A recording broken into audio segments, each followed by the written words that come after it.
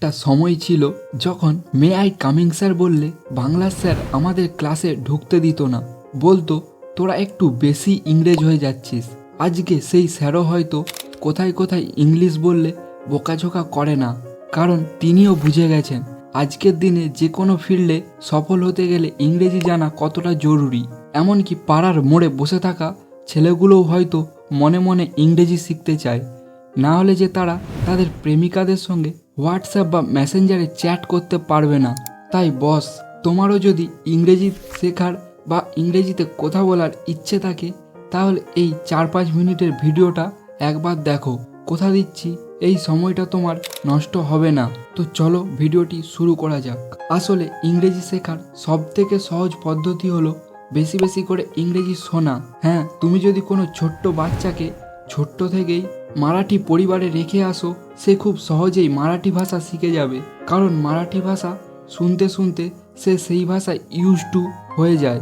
সে ওই ভাষাটিকে খুব সহজেই বুঝতে পারে।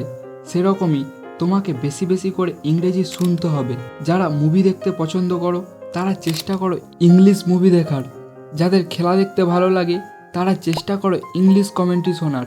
এছাড়াও তোমরা ইংলিশ কার্টুন দেখতে পারো, যেখানে খুব সহজ ইংলিশ সেন্টেন্স ব্যবহার করা হয়। একটি সদ্যজাত শিশু যদি শুনে শুনে মাত্র 2.5 বছর বয়সেই যে কোনো ভাষা শিখে যেতে পারে, তাহলে তুমি কেন পারবে না? Step number 2, practice of English speaking. আচ্ছা, তোমাকে যদি একটা বই দেওয়া হয় আর বলা হয় যে এই বইটা পড়লেই তুমি ফুটবল খেলা শিখে যাবে, তাহলে সেটা কি সম্ভব?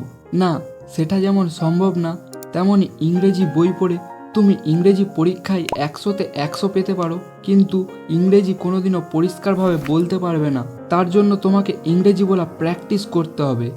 আর এর জন্য একটা সেরা টিপস হলো নিজের মোবাইলের ক্যামেরাটা অন করে তুমি সকাল থেকে উঠে যা যা করেছো সেগুলিকে ইংরেজিতে বলতে থাকো। ভুল ভাল যতটা তুমি জানো ততটাই বলো। এর ফলে তোমার ইংলিশ বলার দক্ষতা বাড়বে, আর তুমি ভিডিওটি দেখে নিজের ভুলগুলোও শুধরাতে পারবে। আর বিভিন্ন এক্সপার্টদের মতে এটাই যে কোনো ভাষায় নিজেকে প্রস্তুত করার সবথেকে সেরা পদ্ধতি। Step number 3, grammars. রাম স্কুলে যায় এই বাক্যটির বাচ্য পরিবর্তন করো তো, যেটাকে আমরা ইংরেজিতে বলে থাকি ভয়েস চেঞ্জ। তোমাদের মধ্যে 90% স্টুডেন্টই এটা পারবে না, অথচ তোমরা অনর্গল বাংলা বলতে পারো। বাংলা বলার জন্য যেমন বাংলা ব্যাকরণ জানার দরকার নেই, সেরকমই ইংরেজি বলার জন্য ইংরেজি গ্রামার শেখার প্রয়োজন নেই। আসলে আমাদের মনে এই ভয়টাই কাজ করে যে ইংরেজি বলার জন্য ইংরেজি গ্রামার শিখতে হবে। এগুলো একেবারেই ভুল ধারণা।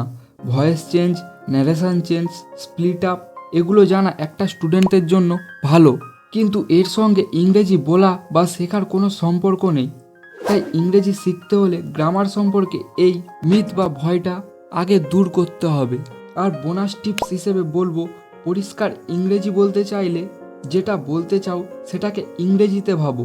বাংলাতে ভেবে ভেবে সেটা ইংরেজিতে ট্রান্সলেট করে বললে এতে ভুল ভ্রান্তি থেকে যায় আর তাড়াতাড়ি বলতেও অসুবিধা হয়।